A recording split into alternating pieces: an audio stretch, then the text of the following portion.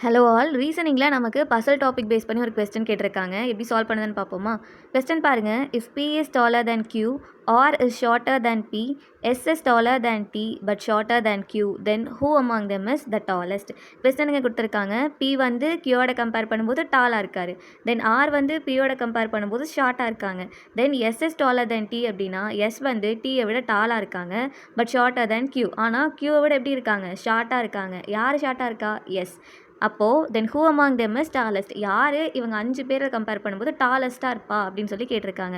இப்போ நம்ம ஒரு சீக்வென்ஸ் ஃபார்ம் பண்ணாமையே எப்படி ஈஸியாக ஆன்சர் ஃபைண்ட் அவுட் பண்ணுறதுன்னு பார்ப்போமா? இப்போ ஃபர்ஸ்ட் ஸ்டேட்மெண்ட் என்ன சொல்லியிருக்காங்க? P is taller than Qன்னு சொல்லியிருக்காங்களா? Pயையும் Qவையும் கம்பேர் பண்ணால் P தான் taller. So greater than simple use பண்ணலாமா? தென் செகண்ட் என்ன சொல்லியிருக்காங்க? R is shorter than P.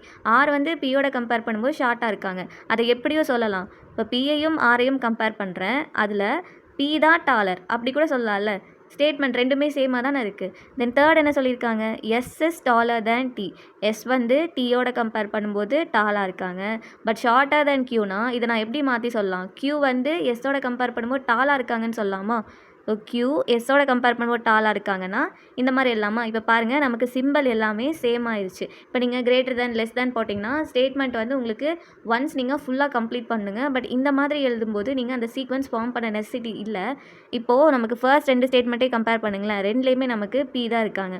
இங்கே நமக்கு தேர்ட் ஸ்டேட்மெண்ட்டில் தான் யார் இருக்கா? கியூ இருக்காங்க. இப்போ நீங்கள் இவங்க 2 பேரை மட்டும் கம்பேர் பண்ணிங்கன்னா போதும். இவங்க 2 பேரில் யாருங்க டாலர்? பி தானே டாலர். ஸோ ஆப்வியஸாக அப்போது இவங்க 5 பேர்லேயுமே யார் தான் டாலஸ்ட்டாக இருப்பா? பி தான் டாலஸ்ட்டாக இருப்பாங்க. So answer A.